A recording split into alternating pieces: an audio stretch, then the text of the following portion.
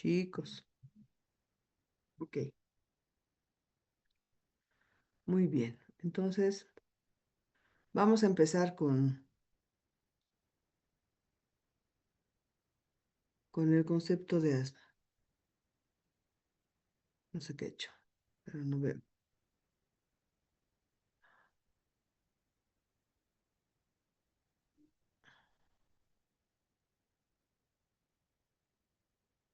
Allá va. Esta definición es de hace un tiempo atrás, ¿no? Que decía, ¿pueden ver? Sí, doctora. Sí, Ok, doctora. que decía que el asma es un desorden inflamatorio crónico de las vías aéreas en el cual muchas células juegan un rol importante, entre ellas los mastocitos, los eosinófilos y los linfocitos T. En individuos susceptibles, esta inflamación se manifiesta por episodios recurrentes de sibilancias, ahogos, sensación de pecho apretado y tos, que se manifiestan generalmente en la noche o en la madrugada. Estos síntomas se asocian con una obstrucción variable del flujo aéreo que es al menos parcialmente reversible, ya sea de forma espontánea o con tratamiento. Ese era el concepto hasta hace unos años de asma. El concepto actual, el concepto actual es este. Este es el concepto actual que ha sacado la Gina. Dice que asma, la Gina es la Iniciativa Global para Asma. Es un conjunto de médicos de todo el mundo que cada año revisan esta guía que se llama Guía Gina y sacan las nuevas directrices para el diagnóstico y tratamiento del asma, ¿no? Dice que el asma es una enfermedad inflamatoria crónica de la vía aérea que es heterogénea y caracterizada por una historia de síntomas respiratorios como sibilancias, disnea, sensación de pecho apretado u opresión torácica y tos, los cuales varían en intensidad y en el tiempo. Se manifiesta por una alimentación variable del flujo aéreo expiratorio, causada por una combinación de broncoconstricción, que sería el espasmo del músculo liso bronquial, engrosamiento de la pared de la vía aérea, que sería la inflamación crónica y el edema, y secreción de moco por lo mismo de la inflamación. La variabilidad sintomática y la fluctuación en la función pulmonar son marcadores esenciales para que podamos diferenciar el asma de otras patologías respiratorias. Se parece un poco al diagnóstico, a la definición de asma de hace algunos años, ¿no? ¿Qué ha aumentado en esta definición actual? Se queda con que es un proceso inflamatorio crónico de la vía aérea y lo que ha aumentado es que es heterogénea. ¿Qué significa? Que tiene muchas formas de presentarse y esto está generalmente relacionado a, se presenta en niños, se presenta en obesos, se presenta en mujeres embarazadas, ¿no? Entonces, esa forma heterogénea, antes se decía que era de niños, en la actualidad no. La clasificación de asma es mucho más grande, ¿no? No solamente es en niños, no solamente se presenta cuando eres niño, sino hay asma que se presenta en mujeres obesas a partir de los 40 o 50 años de edad, ¿no? Entonces, eso ha hecho que se llame, que se ponga en la clasificación el término heterogénea. Sigue siendo una enfermedad que se manifiesta con sibilancia, sensación de pecho apretado, tos y disnea que varían en intensidad y en el tiempo. Y sí, se queda eso de que se manifiesta generalmente en la noche y en las madrugadas. ¿De acuerdo? Eso quería que sepan, que es importante que sepan el concepto actual del asma. Entonces, volveremos a nuestra presentación, a esta. Muy bien. Esto de que juegan, algunas células tienen un rol importante en las manifestaciones clínicas, sí. Mastocitos, eosinófilos y linfocitos T. Muy bien. Entonces, los puntos claves de la definición son que es una inflamación crónica, que existe hiperreactividad bronquial, que sería las sibilancias, disnea, sensación de pecho apretado y tos, que los episodios son recurrentes, o sea, un día al otro día, así de formas recurrentes, sin que exista algo que generalmente pueda definir el individuo, se presenta, que se manifiesta por obstrucción, que es reversible con o sin tratamiento, pero que cuando no haces un buen tratamiento, se produce una remodelación del bronquio. ¿Y qué es la remodelación?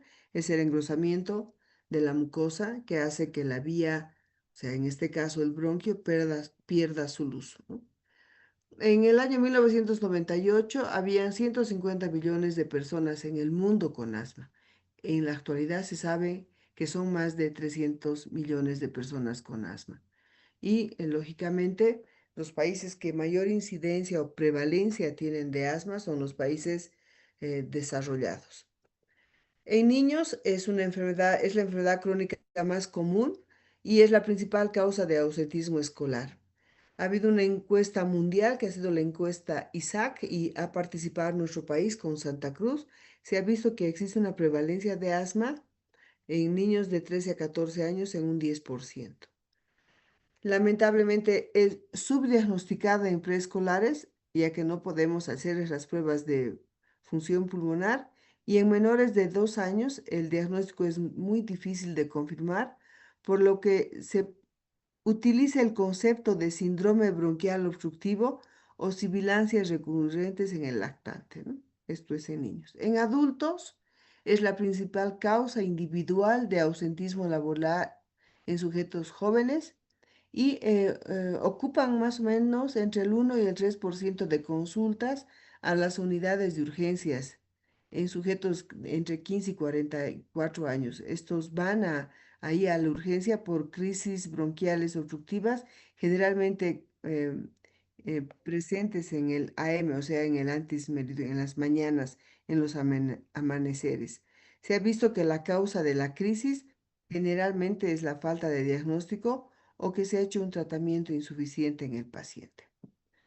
Cuando hablamos del diagnóstico, pues empezamos con cuando yo diagnostico asma, cómo llego al diagnóstico. Para eso es sumamente importante saber que existen factores de riesgo, ¿no? En los factores de riesgo tomamos en cuenta dos. Uno, la genética, que es la herencia, el, la historia de asma en tu familia, no solamente de asma, sino también de procesos alérgicos, rinitis, atopías, eczemas, que es sumamente importante para diagnosticar asma y además el, esta, la exposición a factores ambientales, ¿no es cierto? Como las infecciones virales que en niños suelen ser precedidas, por ejemplo, en niños que tienen genética de asma, pueden preceder al inicio del asma las infecciones por virus sincitial respiratorio, la presencia de alergenos, entre ellos los ácaros, que son los más importantes para las agudizaciones de asma en el ser humano, el contacto con humo de tabaco, irritantes ambientales, el paciente que hace ejercicio, que ríe, que llora o que inhala aire frío, por ejemplo, este momento en La Paz de frío intenso y además humedad es el momento más ideal para que empiecen a agudizarse los asmáticos. Ya van a ver los que están en hospitales, cómo se agudiza el asma en las personas que tienen asma diagnosticada. ¿Cuáles son las manifestaciones clínicas más importantes? Es lo que hemos dicho hace un momento: sibilancias, disnea, tos y sensación de pecho apretado, que suelen presentarse en el amanecer o en las madrugadas o en las mañanas, ¿no? Em, Lógicamente, este tipo de presentación es episódica, generalmente espontáneo en la mayoría de las veces, pero en algunos pacientes pues pueden decirnos que se han expuesto a algún factor desencadenante, ya sean humo, alergenos, irritantes ambientales, o que ha salido a trotar y de pronto ha terminado con asma, o ha tenido una risa intensa, llanto, o se ha expuesto al aire frío, ¿no? Y lógicamente, como les decía, o que ha tenido un proceso viral, una gripe que ha desencadenado el asma. Es importante preguntar al paciente si el uso de algún medicamento, entre ellos particularmente broncodilatadores, ha habido a buena respuesta, ¿no? Eso nos ayudaría mucho para diagnosticar asma. En el examen físico, cuando estoy revisando al paciente, el examen físico va a depender muchísimo del momento en el que yo reviso al paciente. En un periodo estable, que sería en la tarde, cuando el paciente suele no tener asma, el examen físico puede ser normal. O por ahí lo encuentro con tos, con sibilancias expiratorias o expiración prolongada. También puede haber disminución del volumen vesicular o signos de hiperinsuflación pulmonar con aumento del diámetro anteposterior del tórax e hipersonoridad, ¿no? Eso va a depender mucho de en qué momento encuentro al paciente. Otra cosa es encontrar un paciente con exacerbación de asma, en el que el que va a tener seguramente datos de dificultad respiratoria, puede tener aleteo nasal, retracción intercostal, polipnea, dificultad para hablar, para alimentarse y compromiso de conciencia, ¿no? Si la agudización o la exacerbación es muy importante. Así que el examen físico va a depender mucho del momento en el que yo revise a un paciente. El segundo paso en el diagnóstico del asma es demostrar que existe obstrucción y para ello tengo que hacerle una espirometría en la que yo encuentre un índice de permeabilidad bronquial. El índice de permeabilidad bronquial es la relación FB1, que es volumen expiratorio forzado en un segundo, sobre la capacidad vital forzado, que esté por debajo del 70%. Si yo encuentro eso, estoy hablando de un síndrome ventilatorio obstructivo. El, em, el, em, el FB1 es el que nos da la gravedad, ¿no es cierto? Si puedo clasificar en leve, moderado y severo. Si el FB1 está por debajo de el 65%, sería leve. Perdón, por encima del 65% sería leve, entre 65 y 50% sería moderado y por debajo de 50% sería grave, ¿no? La obstrucción del asma. Es importante la espirometría, que debo siempre hacerla con broncodilatación, ¿no? Y ver cuánto mejora cuando yo le dispare 400 microgramos de salbutamol. Yo digo que la respuesta es favorable y me ayuda a diagnosticar de asma cuando la mejoría del FB1, que es el que nos da el grado de gravedad del asma, mejora un 12% del valor. Si esta respuesta es mayor al 12%, apoya el diagnóstico de asma, pero si la respuesta no es mayor al 12%, no apoya el diagnóstico de asma, ¿no? Así que, otra vez, debo hacerle una espirometría donde yo encuentre un índice de permeabilidad bronquial por debajo del 70% y para ver la gravedad veo el FB1. Si cuando hago la prueba broncodilatadora el FB1 mejora más del 12%, eso es una respuesta satisfactoria, una buena respuesta. Significaría que es asma y si no, significaría que posiblemente no sea asma. ¿Qué pasa cuando la respuesta es negativa y yo sigo pensando en asma? Pues lo que hago es exámenes para atopía y otras pruebas que vamos a ver con otra presentación.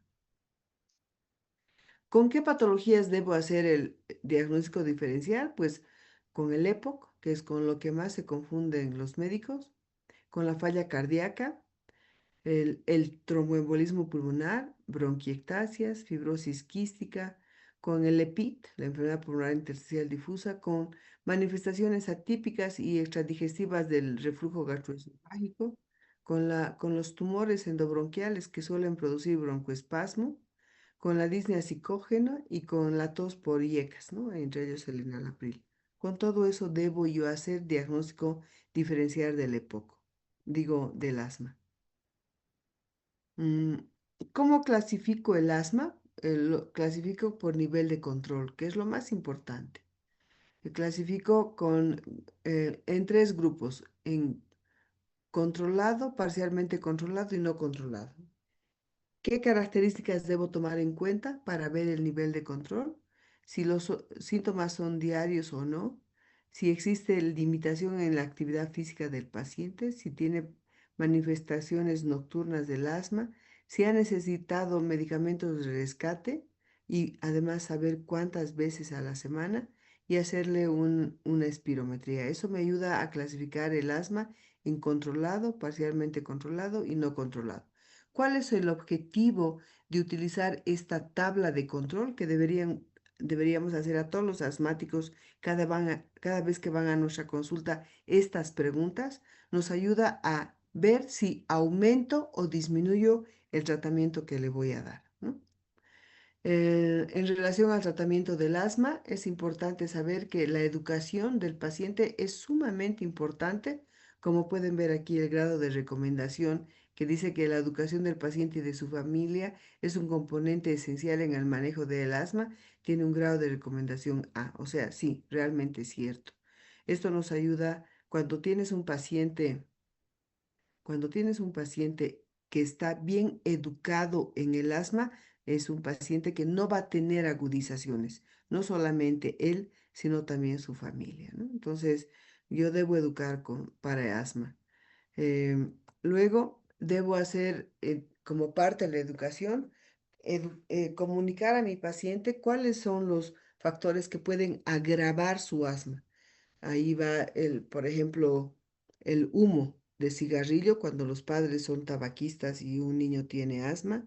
Luego debo a pedirle que baje la cantidad de ácaros en su domicilio y esto se refiere particularmente a sacar al sol al colchón y a las almohadas por lo menos una vez a la semana durante una hora para que los ácaros mueran. El sol es la mejor forma de matar ácaros.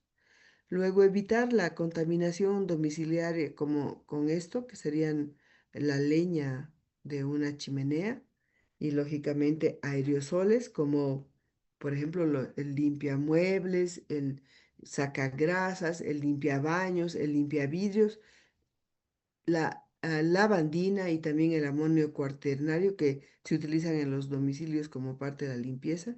Eso debo decirle a la familia del paciente y al paciente que debe disminuir en su domicilio.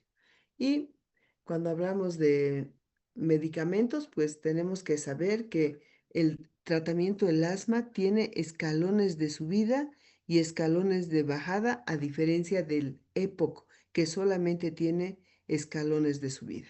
Ahorita vamos a ver cómo es esto. Y que el tratamiento del asma tiene pasos. Tiene un paso 1 y llega hasta el 5 y eso está en relación a la cantidad de fármacos que le voy a dar y además a la dosis que va de baja a dosis alta, tanto de corticoides como de broncodilatadores en el paciente. Eh, y lógicamente tengo que controlar la exacerbación. Allá va. Entonces, para esto vamos a ver, para hacer un resumen importante del asma, vamos a ver una, hay una, ¿dónde está? Pues resulta que las guías más utilizadas para el asma son dos. ¿Están viendo esta presentación? Sí, ¿no ven? No sé cómo, a ver.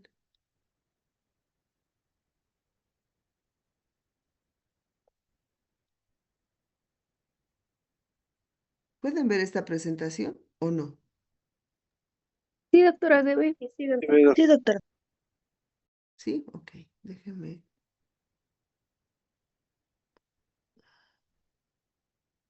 Bueno, muy bien, ahora sí. Bueno, primero quiero que sepan que hay este grupo que se llama primaria. No sé si alguna vez han visto, ¿no? Chicos,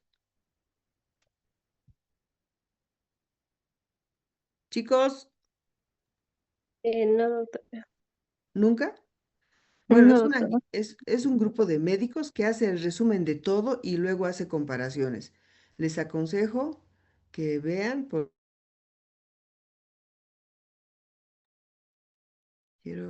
quiero encender iniciar video. Eso quiero.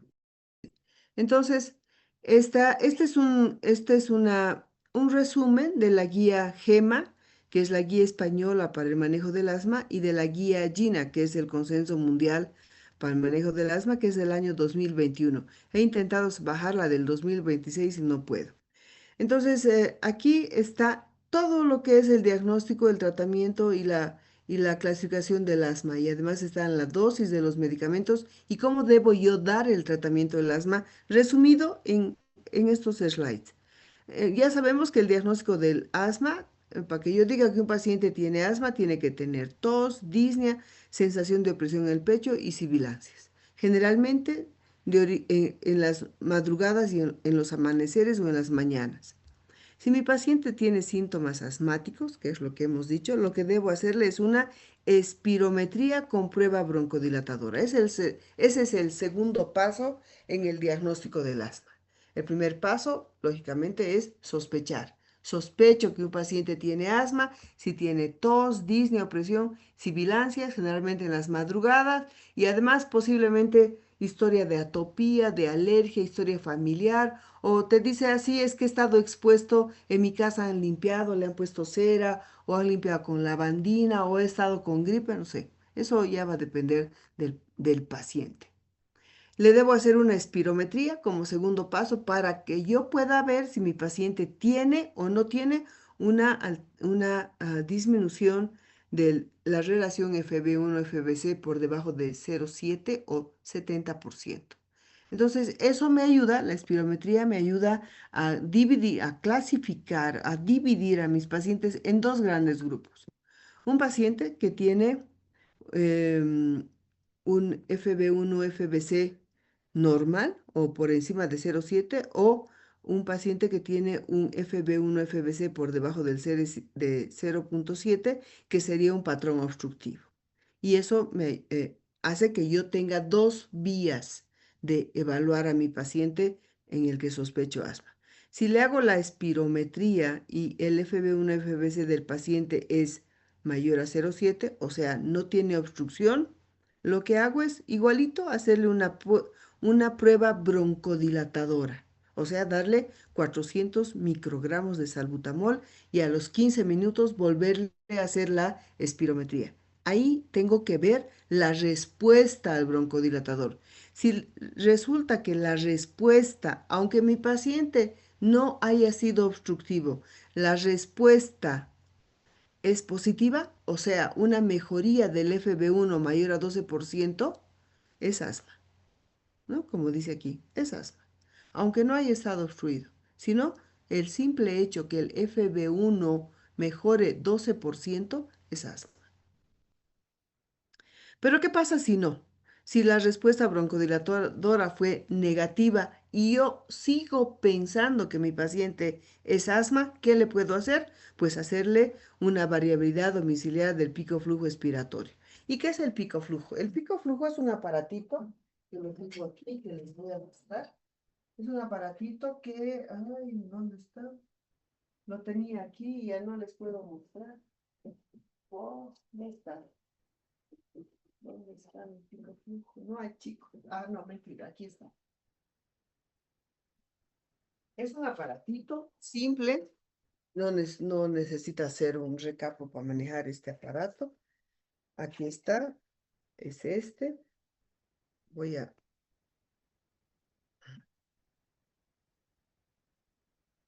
voy a dejar de hacer la presentación. Ok. Es este, ¿no? En el que tengo esto que está medido en litros por minuto. Aquí. Y esta cosita que se mueve facilito con el soplido. Ahí. Y esta es la boquilla por donde soplo. Entonces voy a hacer un pico flujo, mire, en un ratito. Yo meto aire y soplo. Mi pico flujo ahorita está en 280. Vuelvo a poner, vuelvo a meter aire. Ahora me ha salido 300. Vuelvo a hacer uno más y me ha vuelto a salir 300. Esta vez 310. Digamos que lo que tendría que hacer es sumar los 3 y dividirlo entre 3 y sacar una media. Digamos que es 300. Variabilidad del pico flujo. Me acabo de hacer. Más o menos a las 12 de la noche me hago otra vez. Y luego me vuelvo a hacer a las 2 de la mañana, me vuelvo a hacer a las 4, me hago a las 6, me hago a las 8, me hago a las 10 y así voy midiendo mi pico flujo. Si la variabilidad significa que ahorita que no tengo asma está en 300, pero de aquí a las 2 de la mañana resulta que hago y bajo a 150 y esa variabilidad es mayor al 20%, es asma. Yo tengo asma. Lógicamente no voy a hacer una sola medida, ¿no? O un solo día, sino voy a hacer varios días. Si esa variabilidad dice, como dice aquí, mayor al 20% de esto, es asma. Fácil. Re fácil hacer esta prueba. ¿Qué tienes que tener? El pico flujo y enseñarle al paciente a soplar en el pico flujo y que anote, que vaya anotando en horario durante unos 3 o 4 días, esa es su pico flujo. Fácil. Eso hacen en otros países y nosotros podríamos hacer eso. Bueno, yo tenía esto en el hospital, varios, tenía como 40. Les he dado a los residentes y ¿saben cuántos queda ahora? Ni uno. ¿Por qué? Porque nadie cuida. Entonces, en un país mediocre como el nuestro, donde nadie asume la responsabilidad de cuidar esto, pues no funciona. Bueno, ok, pero podríamos hacer, y eso yo hago en mi consulta privada, pues les doy a los pacientes los picos flujos que tengo en mi consultorio y les mando para que hagan, no le voy a hablar porque ya es una barbaridad que esta Lizzy Guarachi entre a las 20:32. Díganle que no la voy a admitir, que lo siento mucho porque es muy tarde. Ok. La otra posibilidad que resulta que mi paciente no tiene mejoría del 20%, perdón, variabilidad del 20%, pero yo sigo pensando que mi paciente tiene asma. Lo que hago es medirle un feno o pedirle un feno. ¿Qué es el feno? Es medir la fracción exhalada del óxido nítrico. ¿Y en qué consiste? Pues para eso tienes que tener un aparato especial que cuesta más o menos $5,000, o no sé, o 6,000, no me acuerdo, en el que le haces soplar igual que aquí, pero un soplido especial, largo, que mide cuánto exhalas de óxido nítrico cuando te miden en el aparatito. Y resulta que si esa medida es mayor a 40 partículas por billón, es asma. Significa que cuando tienes asma alérgico, aumentas la producción de óxido nítrico. Los eosinófilos producen óxido nítrico y eso es lo que mide. Entonces, si esa prueba es positiva, es asma. Pero resulta que en la actualidad los pacientes que tienen asma, pero no mediados, pero eosinófilos, no tienen óxido nítrico positivo, les comento, ¿no? Entonces, bueno, ahí ha quedado un poco corto el diagnóstico de asma por el feno, pero si tienes esta prueba, la tienes que utilizar y pedirle que le haga un feno a tu paciente. Nosotros tenemos en el hospital, por si acaso, esta medida del feno. Resulta que no es positiva, que ha salido menos de 40 partículas por billón, que este número también en la actualidad ha variado, ya no es 40, sino depende del individuo. Si es un paciente alérgico y tiene digamos, 25 partículas por billón, ya es asma o ya es alérgico. Eso va variando dependiendo del paciente, ¿no? Pero ya hay cortes. Bueno, y resulta que mi paciente fue negativo. Lo que tengo que hacerle es una prueba de broncoconstricción. Eso significa que debo darle metacolina para que inhale y hacerle yo dar broncoespasmo. Eso es un estudio especial que en nuestro país no tiene en el momento, que es un poco peligroso porque como le voy a dar una sustancia que le va a producir broncoespasmo, pues el paciente puede morirse. Se hace esto en laboratorios con un anestesiólogo a tu lado y todo un equipo para resucitar al paciente en caso de que haga un paro, ¿no? Entonces, pero ahí va. Así es como yo debería diagnosticar asma.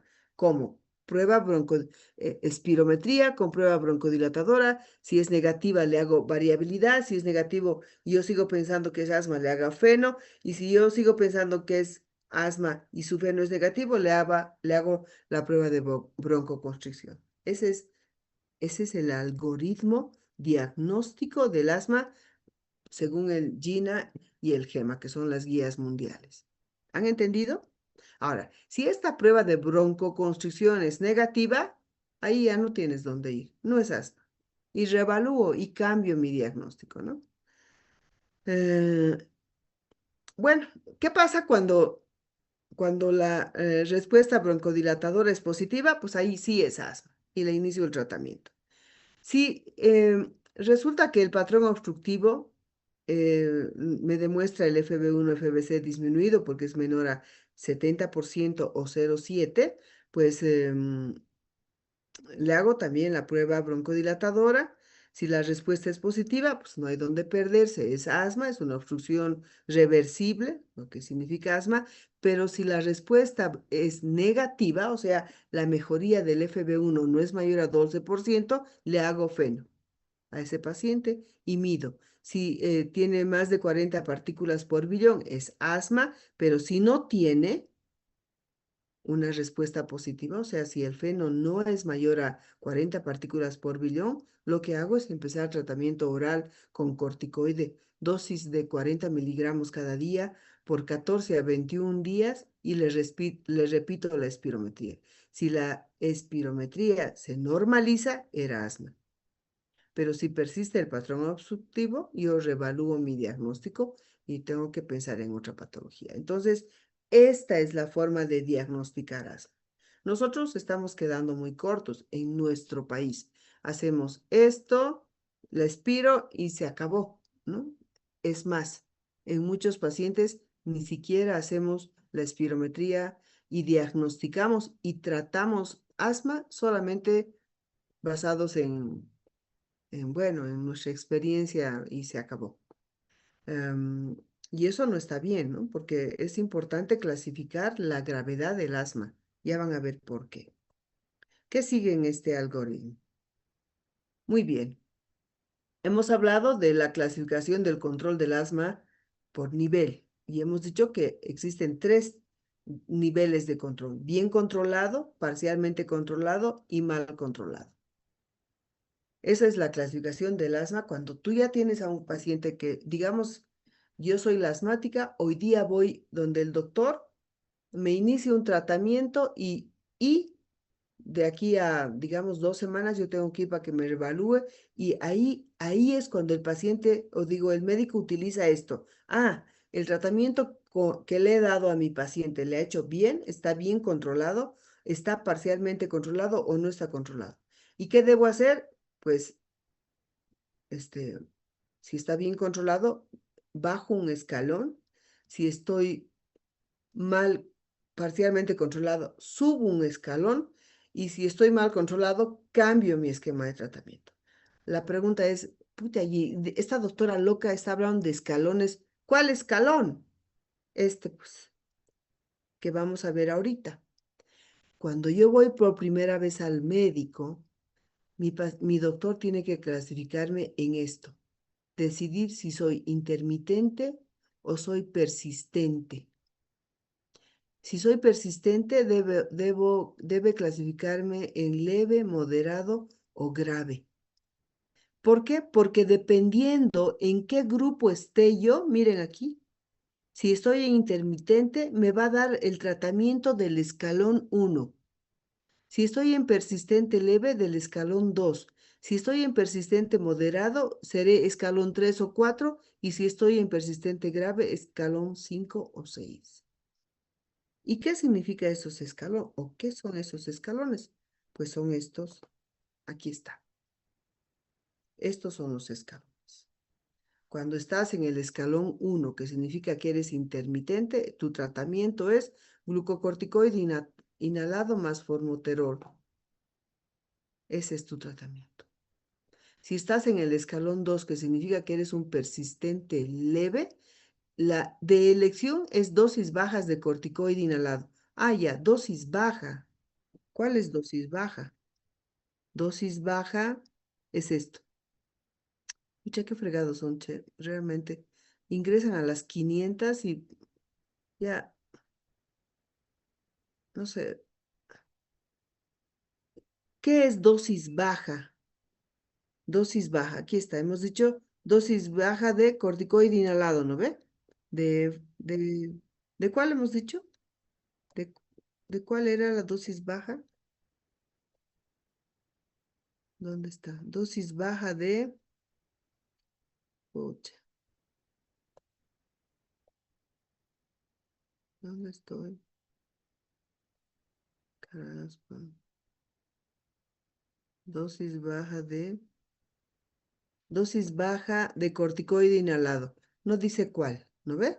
Entonces vámonos a ver cuál es la dosis baja de corticoide inhalado. ¿Qué corticoide quieren darle al paciente? Fluticasona, fluticasona. Propionato o furato. Propionato de fluticasona, dosis baja de 100 a 200 miligramos día. ¿De cuánto viene? Viene de 125 microgramos de fluticasona. O sea que le tendría que dar uno en la mañana, uno en la noche, ¿no? Si dice dosis media, es de 250 a 500. Sería 2 disparos en la mañana, 2 disparos en la noche, o puedo llegar hasta 500, o sea, 4, a no ser que venga de 250 microgramos, ¿no? Entonces, esto es sumamente importante porque a veces a un paciente que no está en un escalón muy alto, le están dando dosis altas del corticoide o del broncodilatador y eso no es bueno porque tienen efectos adversos y ponerlo a un paciente en riesgo, a un paciente que no requiere una dosis alta, no vale la pena. Entonces, miren cómo estas tablitas son tan útiles para poder dar la medicación. Bueno, y seguiremos escalando, ¿no? En el escalón 2, que sería un persistente leve, le doy corticoide inhalado, que es el de elección. No, miren, no dice broncodilatador. ¿Saben por qué? Porque el asma es inflamación. Por lo tanto, yo tengo que disminuir la inflamación. Y la forma de disminuir es dando corticoide. No, no broncodilatador, dice corticoide. Puedo darle también como opción antagonistas de los receptores de leucotrienos, en este caso el montelukast, y a demanda le doy broncodilatador y corticoide de acción rápida, ¿no? Salbutamol, formoterol, con un corticoide de acción rápida. Si está en el escalón 3, que sería un persistente moderado, pues ya aumentan las dosis, pero aquí más LABA, dice. Un LABA es un broncodilatador beta-2 adrenérgico de acción larga, salmeterol. Y dosis medias de corticoides inhalados como otra opción, ¿no? Y aquí igual, SABA y corticoide inhalado, o sea, broncodilatador de acción corta con corticoide inhalado a demanda, dependiendo cómo está mi paciente. Si voy en el escalón 4, que sería un persistente moderado también, pero un poco más grave que el anterior, ya damos lo mismo, pero aquí le han aumentado a lo que hemos dicho, o sea, montelukast, antileucotrienos. A ver. Y además un LAMA. Un LAMA es un antimuscarínico. ¿Cuál? El EPOVA o que tiene otro nombre, el tiotropio. El tiotropio es de acción larga, long, ¿no ve? Long, larga. Entonces es un antimuscarínico de acción larga, que en este caso es el tiotropio. Entonces se dan cuenta que hemos ido subiendo de darle a demanda broncodilatador y corticoide de acción corta a darle medicamentos que duran más tiempo, ¿no? En el escalón 5, que sería un asma grave, pues ahí está dosis altas de corticoide y de broncodilatadores de acción larga. Y si existe mal control, le doy un LAMA, antileucotrienos, teofilina, acitromicina. Y si está en el escalón 6, a este paciente yo debo dar biológicos, omalizumab, mepolizumab, resulizumab, benralizumab, dupi, que no hay en Bolivia, ¿no? O sea, algo que yo solo sé que existen y que son muy buenos, pero en nuestro país no existen. Y si no mejora con eso, pues termino haciéndole una termoplastía endobronquial, que es un procedimiento que se hace a través de una fibrobroncoscopía, donde consiste en bajarle el grosor de la mucosa bronquial, termoplastía endobronquial, y bueno, y así. Entonces, miren cómo hemos ido de leve a grave. Lógicamente, si mi paciente ha empezado en un escalón 3, un persistente moderado, y le he dado este medicamento y en el control yo he visto que ha mejorado, le bajo al escalón anterior y lo controlo. Lo controlo en un tiempo para ver si bajarle la dosis, porque estoy bajando la dosis, mejora a mi paciente y me quedo siempre con la menor dosis de que pueda controlar a mi paciente. ¿De acuerdo? Así que, ¿qué opina? Interesante, ¿no es cierto? ¿O no? Sí, doctor. Sí, doctora. Muy bien. Luego, en relación al control y seguimiento del paciente, yo debo controlarlo cuando inicio el tratamiento al mes y hasta los 3 meses en forma seguida y luego por lo menos una vez al año, ¿no? Debo controlar las comorbilidades de mi paciente, como la rinitis, la rinosinusitis, el reflujo gastroesofágico, la obesidad, que ahora hay una clasificación de asma por obesidad que mi paciente no tenga apnea y si tiene apnea tengo que hacer todo lo posible por corregir lo que está produciéndole apnea o hacer un tratamiento. Debo bajar la depresión, la ansiedad, que son gatillantes para asma.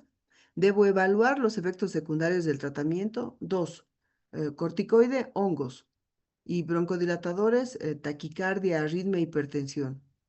Debo revisar siempre la técnica inhalatoria. Es sumamente importante porque los pacientes utilizan re mal el tratamiento que es lo único que lo va a salvar y si utiliza mal no va a funcionar y se va a morir.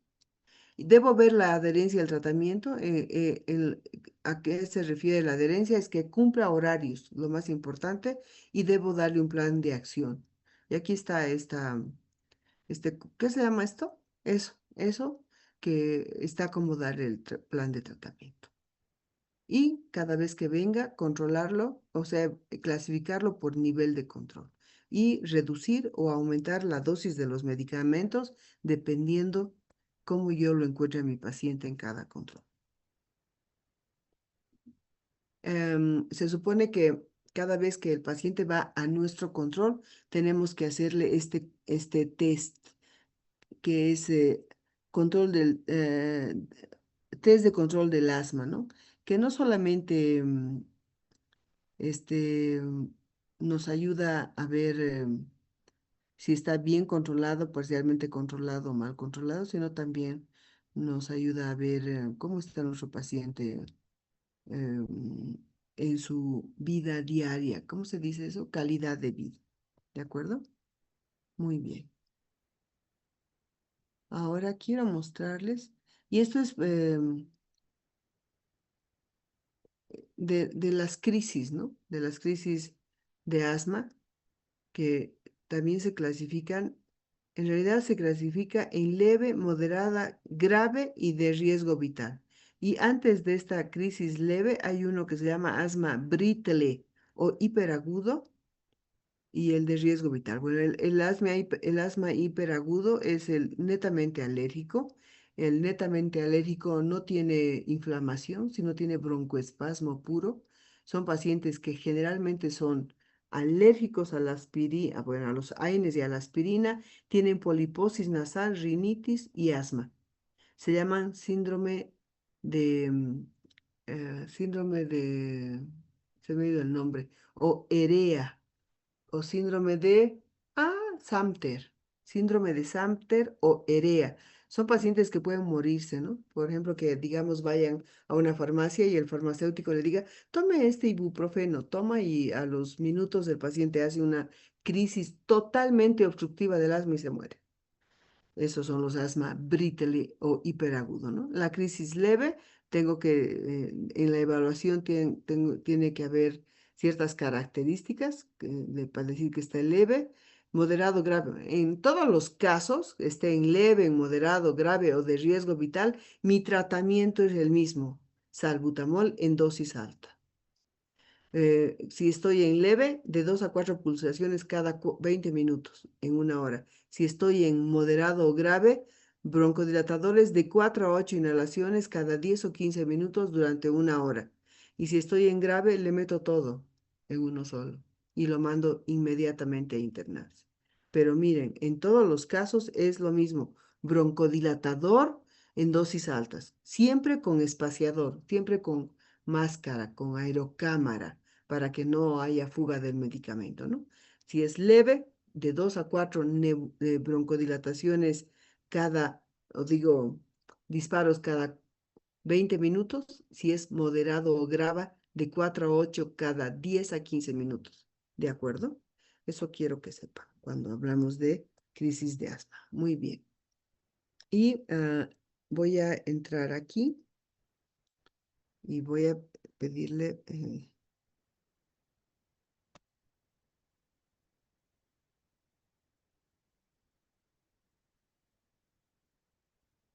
quiero que vean la clasificación actual del asma.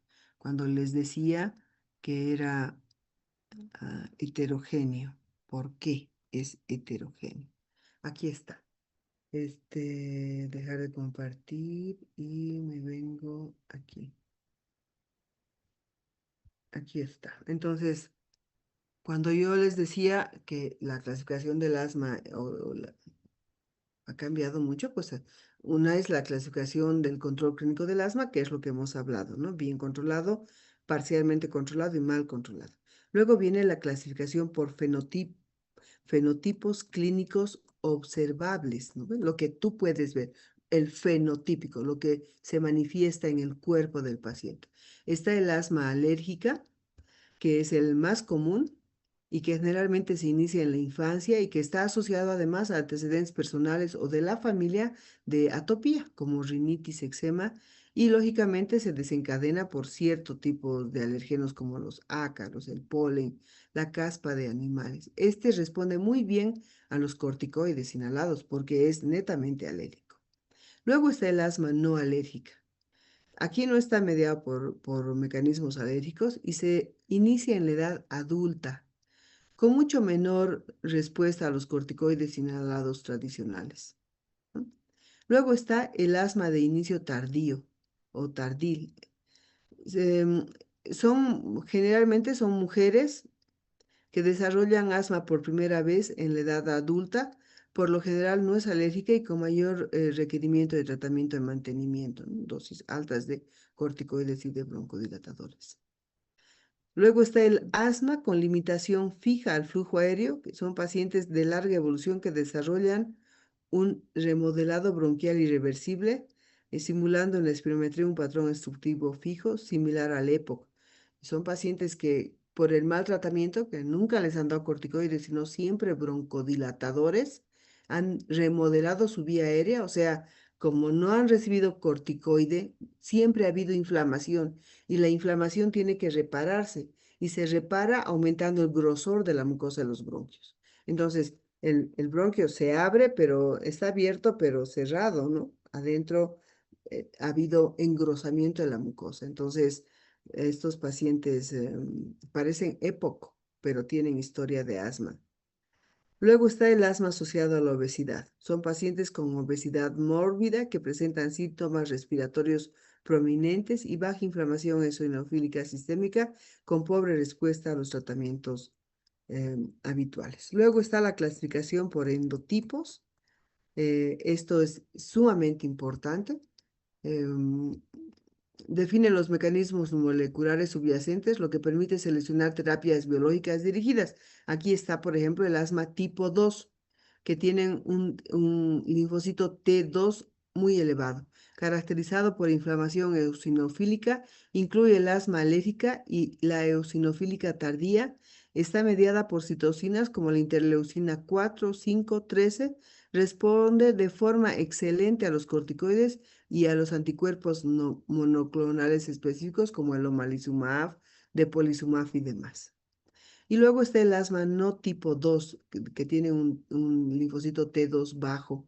Estos son caracterizados por inflamación neutrofílica, pausigranulocítica o mixta. Está mediada por neutrófilos o vías de los T helper 1, T helper 17 y suelen ser refractarios a los corticoides, ¿no? Entonces, ahí saben que se les da acitromicina, aunque no me crean. Entonces, eh, han visto que el asma ha cambiado en su concepción, ya no es netamente alérgica, sino que puede presentarse a cualquier edad. Lógicamente, el más frecuente es el alérgico, que se presenta en niños, y por eso es tan importante que cuando ustedes revisen a un paciente asmático, pregunten la historia de alergia en ellos y en su familia. Pero si yo tengo una paciente obesa que tiene broncoespasmo y que no fuma y que no tiene un factor de riesgo para EPOC, si tiene broncoespasmo, es muy posible que sea asma asociado a la obesidad.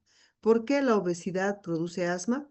Porque el asma, porque la obesidad es un proceso inflamatorio crónico que inflama también la mucosa de los bronquios. Preguntas. Quiero que se queden con esto. El asma, en su concepto, dice que es un proceso inflamatorio. Por lo tanto, el tratamiento de base es el corticoide. El EPOC es obstructivo, por lo tanto, el tratamiento de base es el broncodilatador. ¿De acuerdo? ¿Alguna pregunta? ¿Nada? ¿Preguntas? Carla Guarachi. Carla, ¿estás ahí? ¿Quién es la representante del curso? Buenas noches, doctora. Andrea Hinojosa. Entonces no está Carla, la borras. Está bien, doctora. Dayan, Fanny Dayan, Presente, doctora. José, Presente, doctora. hola. Eidrian,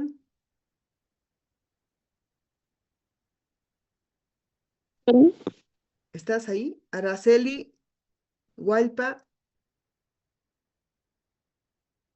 Presente, doctora. ok. Dana Laura,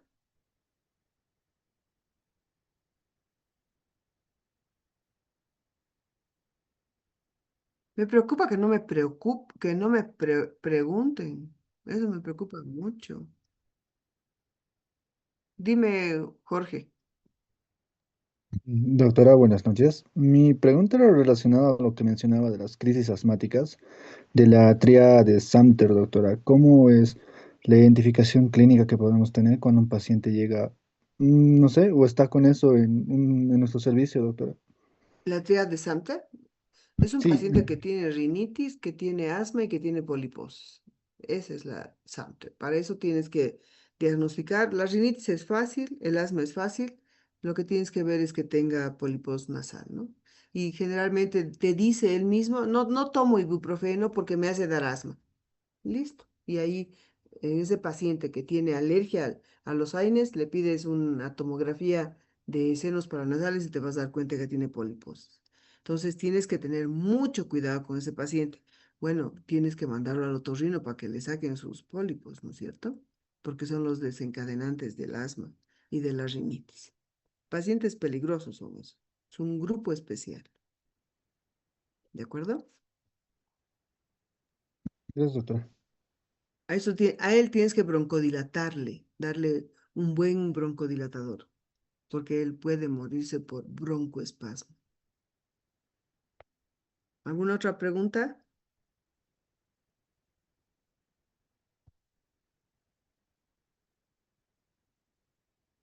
Ok, listo. Buenas noches, chicos. Hasta luego.